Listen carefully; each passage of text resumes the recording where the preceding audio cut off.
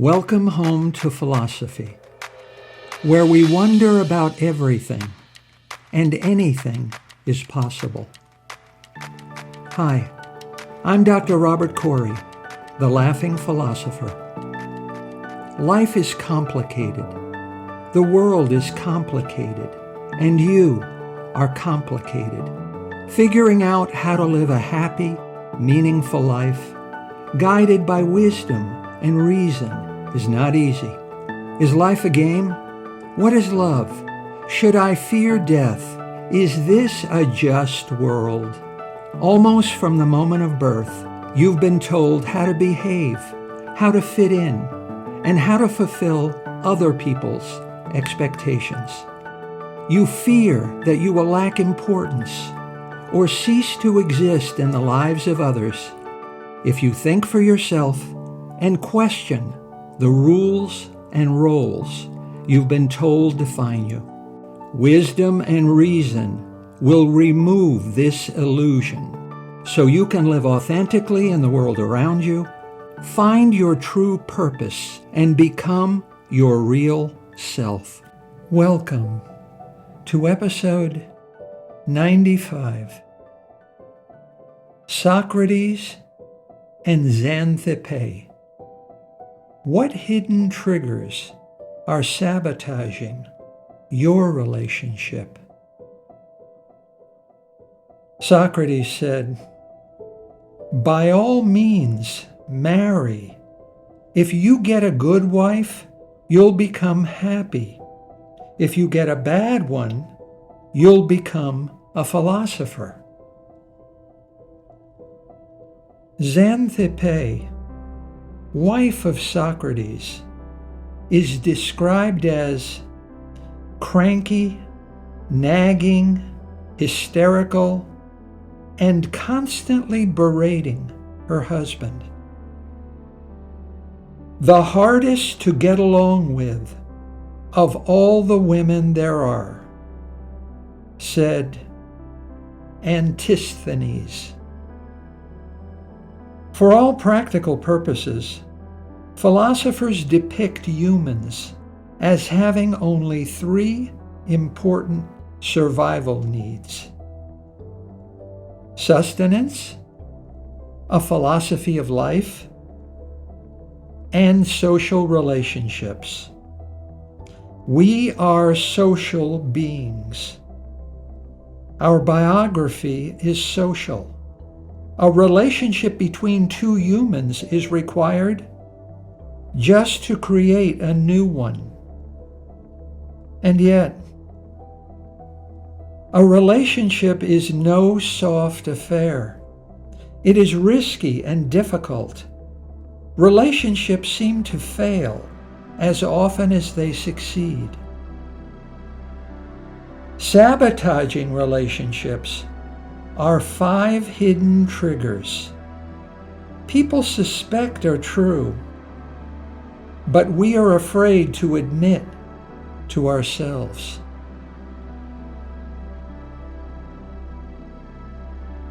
Too much communication. George Bernard Shaw said, "The single biggest problem in communication is the illusion that it has taken place." Communication is one of the chief cornerstones of a healthy relationship. And over time, its absence will undermine even the best. And yet, at what point is communication damaging to a relationship?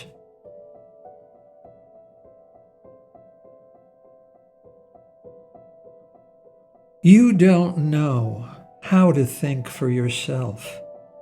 Almost from the moment of birth, you are told what to think, what to feel, what to want, and what to do.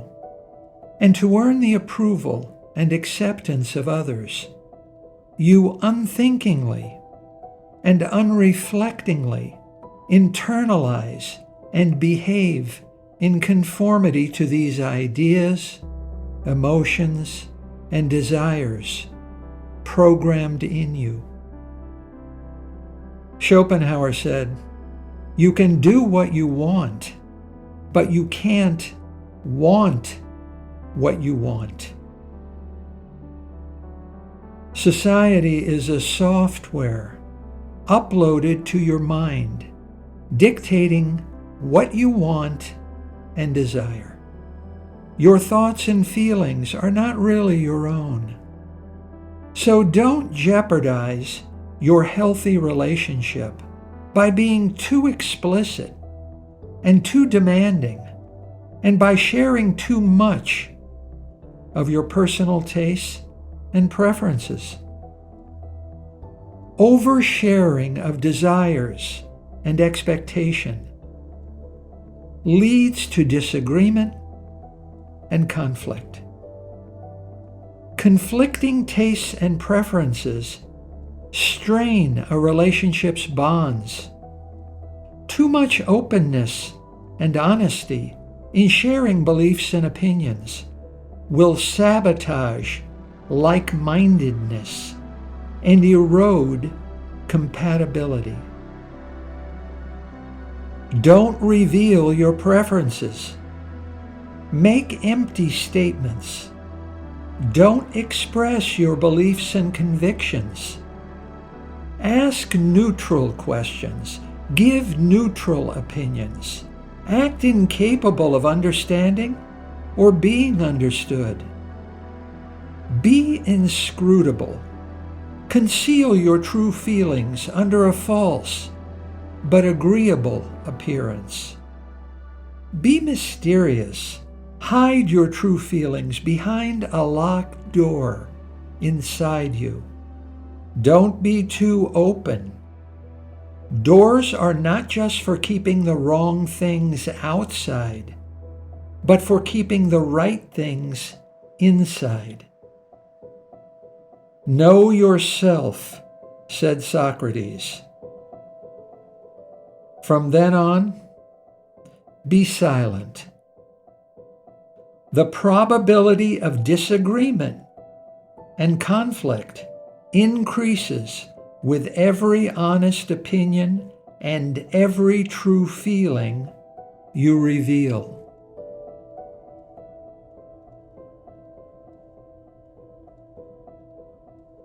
Charles Bukowski tells it like it is. Listen to how naked it feels when you and your partner know way too much about each other. I was sentimental about many things. A woman's shoes under the bed. One hairpin left behind on the dresser. The way they said, "I'm going to pee." Hair ribbons. Walking down the boulevard with them at 1:30 in the afternoon. Just two people walking together. The long nights of drinking and smoking, talking, the arguments, thinking of suicide, eating together and feeling good.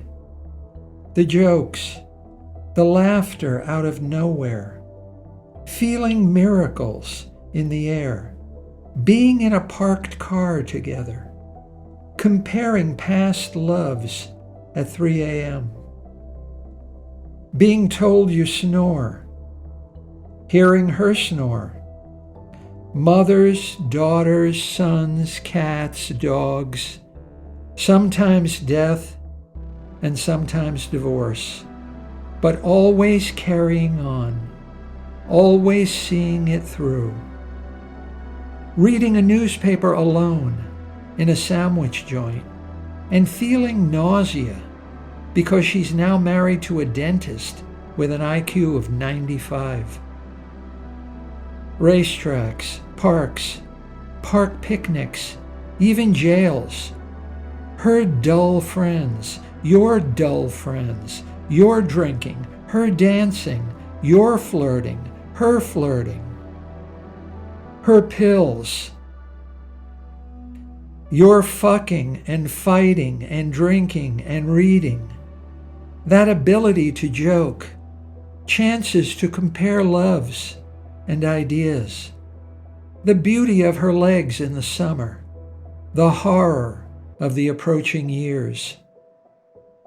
You make them all, and they make you.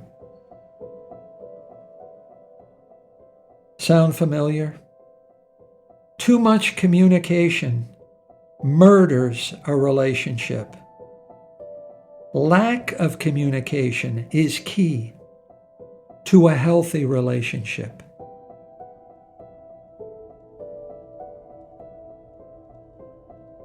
Too much trust. Siddhartha said, "Without communication, there is no relationship. Without respect, there is no love. Without trust, there is no reason to continue."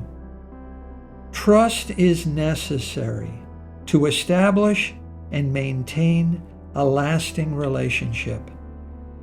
And yet, at what point is trust damaging to a relationship?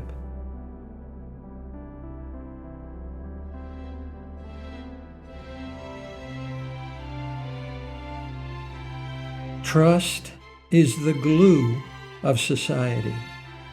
And yet, trusting each other too much and too deeply increases the risk of falling into a taken-for-granted relationship, where no time or attention or effort is taken by your partner to make you feel cared about, worried about, looked after, listened to, appreciated, valued, or special.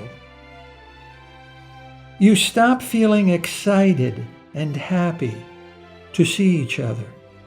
You stop going out of your way to engage in small, random acts of love and kindness. You stop hugging. You stop trying to know more about each other and are no longer curious. There is no need to care about each other because your partner will always be present and available.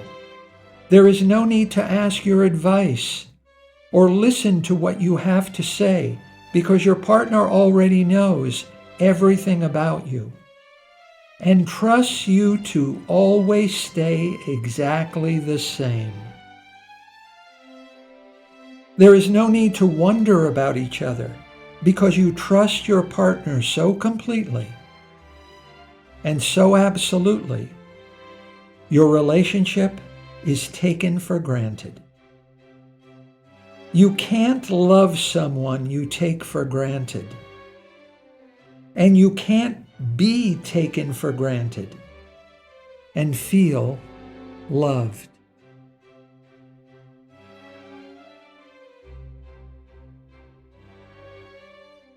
Too much trust leads to a loveless relationship.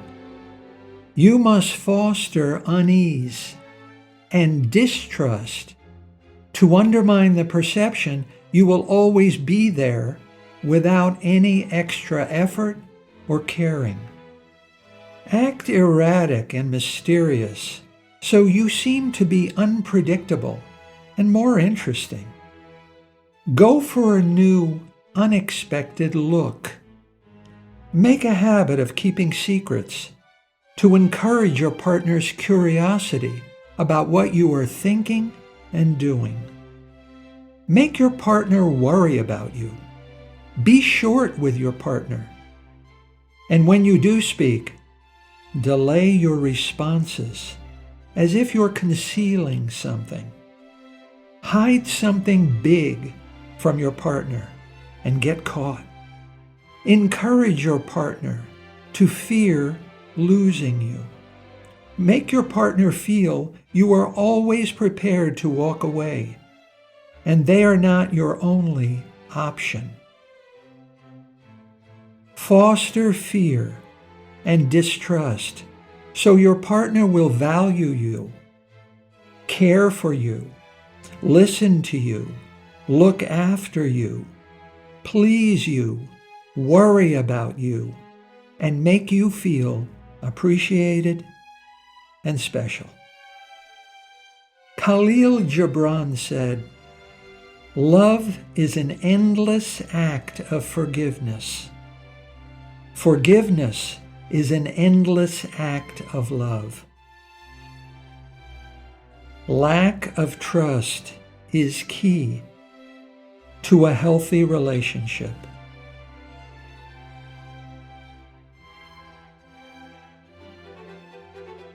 Too much togetherness.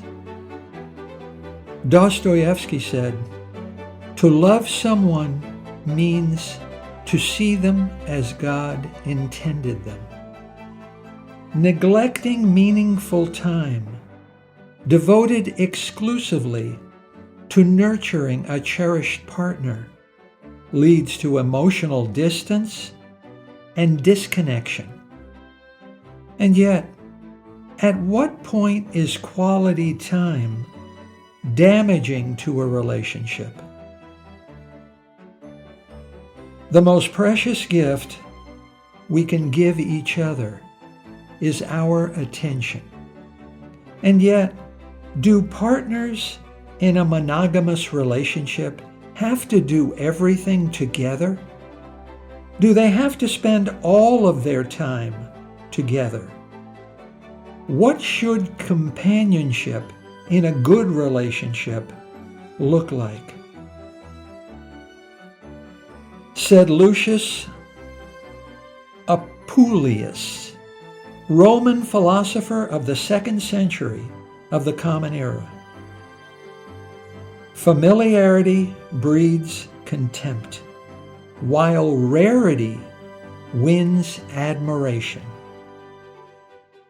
Expecting your partner in a relationship to be everything to you and to meet all of your needs and desires is a sign of immaturity. Couples should do things together. Common interests and pursuits strengthen their relationship, creating experiences and memories and making them feel connected. And yet, couples should not do everything together.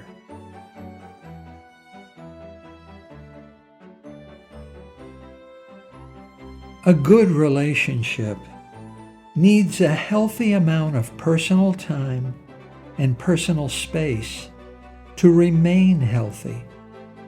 If they are only ever together, even the best relationship will grow stale and stagnant from standing still, as a pool of foul water. Time and space apart will bring in fresh energy and reignite a dull and boring relationship.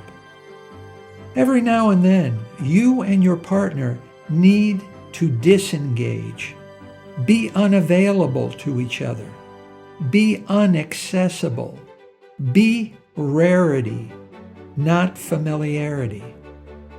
And when you're back together, the relationship will feel just as exciting as it used to be.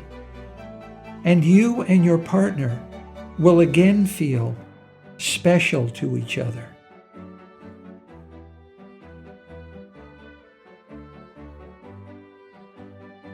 Nothing brings a dead relationship back to life like not being together. The old stigma of sleeping in separate beds or separate bedrooms is over. Separate sleeping arrangements lead to new and better forms of intimacy. Separate living arrangements encourage a sense of personal autonomy to flourish. Living apart together, you can do what you want in your own space. Learn to value solitude and find just the right balance between time together and time apart.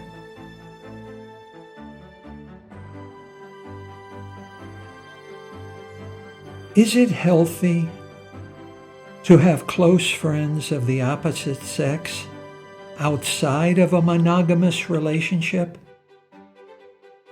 Absolutely. Developing deep emotional connections is possible with people you're not attracted to. Not only is this no threat to a monogamous relationship, it is healthy to have true friends no matter what gender they are. It's healthy for men to make female friends, and it's healthy for women to make male friends. So long as your friends respect your monogamous relationship, friendships with the opposite sex shouldn't present any problems. Couples in a monogamous relationship ought to go out separately. Interesting experiences with others outside the relationship, such as separate vacations, are stimulating and energizing. Separate interests and pursuits enhance your happiness and emotional well-being and make you a better partner. Separate friends and separate experiences outside of the relationship are symbolic of its success.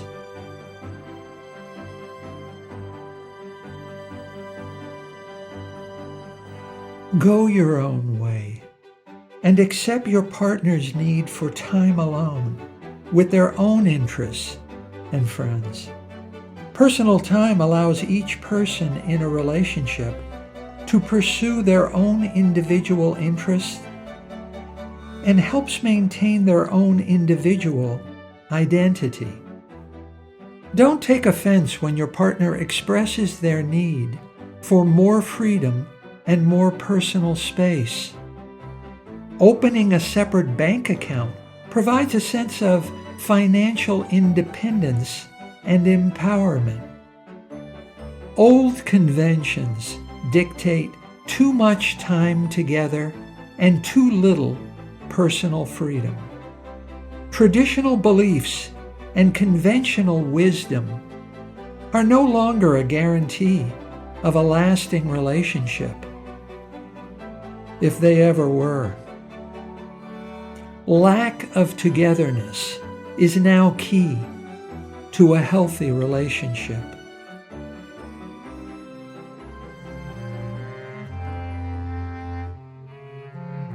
Too much predictability.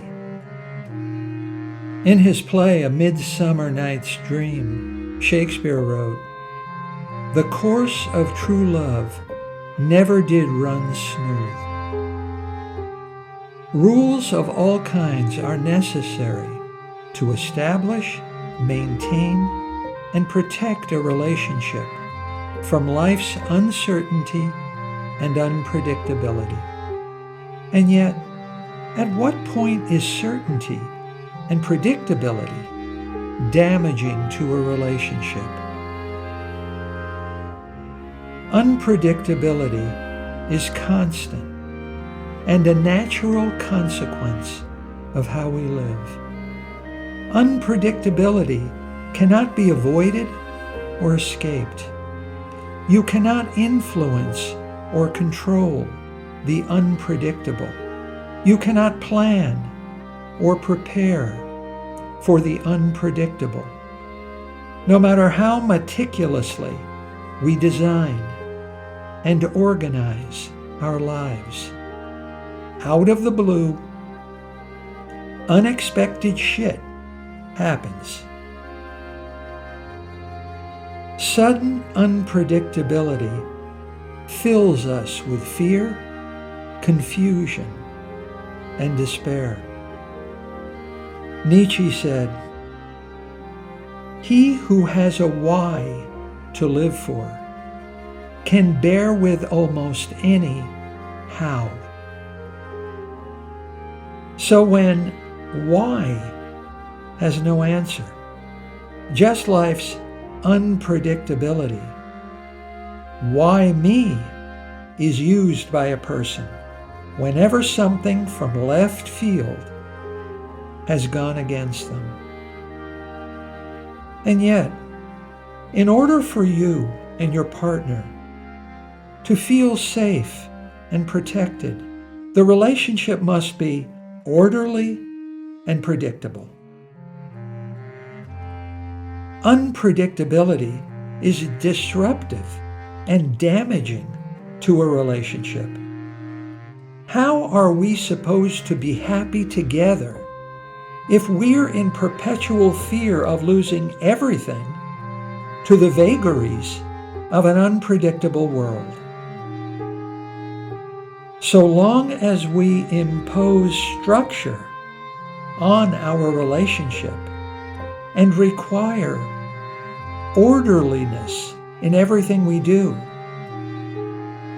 our way of life is predictable and safe. Everything in our relationship must be governed by a system or method. Everything must happen in a regular sequence, according to an established order or rule. Everything must be arranged in a neat, tidy manner. Nothing can be out of place.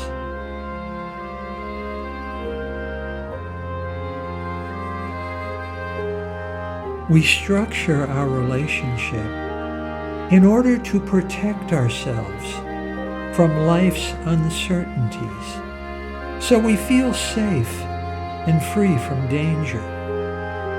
Control without freedom is preferable to freedom with the risk of surprise. The structure of the relationship becomes the structure of our consciousness. Thoughts, feelings, and actions demand predictability without freedom, rather than freedom with the risk of unpredictability. Everything you think, feel, and do is programmed and robotic. Nothing unexpected happens. Nothing spontaneous happens. Everything happens just as it should. There are no surprises.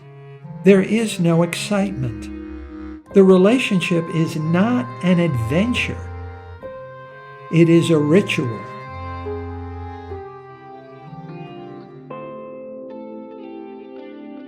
Too much structure is boring, and boredom is the root of all evil. God was bored, so he created Adam. Adam was bored, so God created Eve for him. Eve was bored and made friends with Satan. Satan was bored and tempted Eve. God was bored with Adam and Eve and kicked them out of paradise.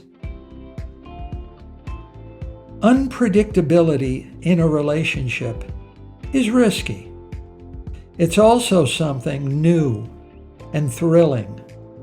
Excitement always energizes bonds and strengthens commitment. Excitement breathes new life into a dull relationship. Predictability is safe, but boring. Sameness is comfortable and familiar, but dull and uninteresting. Boredom always leads to weakening commitment and losing interest in the relationship. Unpredictability adds wow to a relationship. Predictability adds a yawn. Unpredictability is key to a healthy relationship.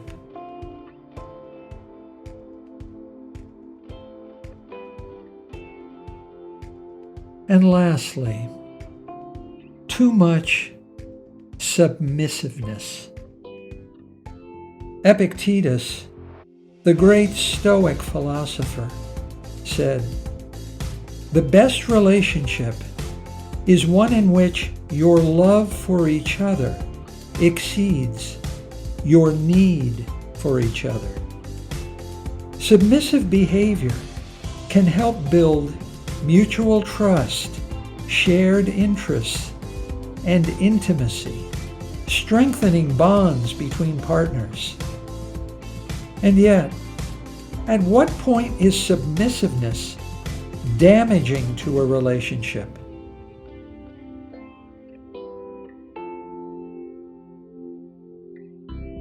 Shakespeare said, "Expectation is the root of all heartache." Some men and women in a monogamous relationship are too weak and too submissive. The overly submissive partner cannot show strength and desires a dominant partner to lead their relationship. Lack of mutual expectations leads to disappointment and frustration. Inability to understand and relate to one another's expectations leads to alienation, estrangement, and isolation. Ignoring or mishandling conflicting and unmutual expectations causes resentment to build up, severely damaging the relationship.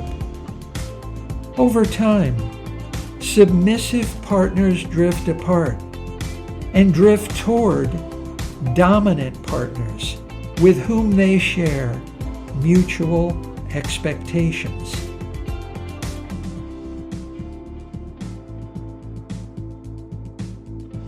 As an example, men can be nice to women, and women want nice guys. And yet, nice guys can be too nice. Disagreeable men live only for themselves, but they know what they want. Agreeable men live only for others, and are so submissive they don't even know what they want for themselves. Submissive men have no wants or needs apart from pleasing their partners. Submissive men live in order to please, and please in order to be motivated to live. The meeting of two personalities, said Carl Jung, is like the contact of two chemical substances. If there is any reaction, both are transformed. Masculinity and femininity are not toxic. Women desiring a dominant man will be offended by nice guy behavior. Men needing a dominant woman will be rejected by a submissive female. Lack of submissiveness can be key to a healthy relationship and its continuity.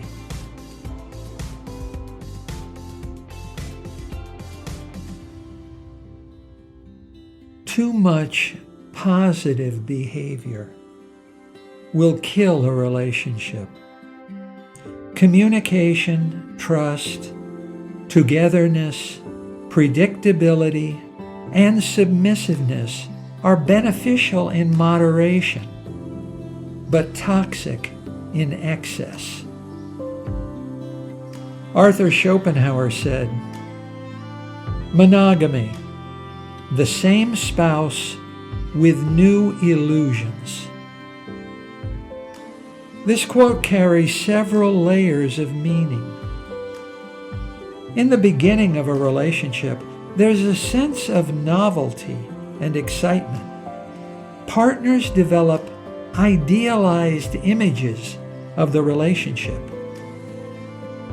As time goes on, their idealization gives way to a more realistic perception. You are committed to the same relationship, yet over time, your perception of that relationship shifts and evolves. This evolution impacts the dynamics of the relationship, both in positive and negative ways. Partners will see each other and their relationship in new ways through new illusions. You are complicated. Your partner is complicated. Relationships are not exams to pass or fail, and not a competition to win or lose, said Siddhartha. It's a feeling in which you care for someone more than yourself. Relationships are complicated and perilous. There ought to be a medal for this kind of bravery.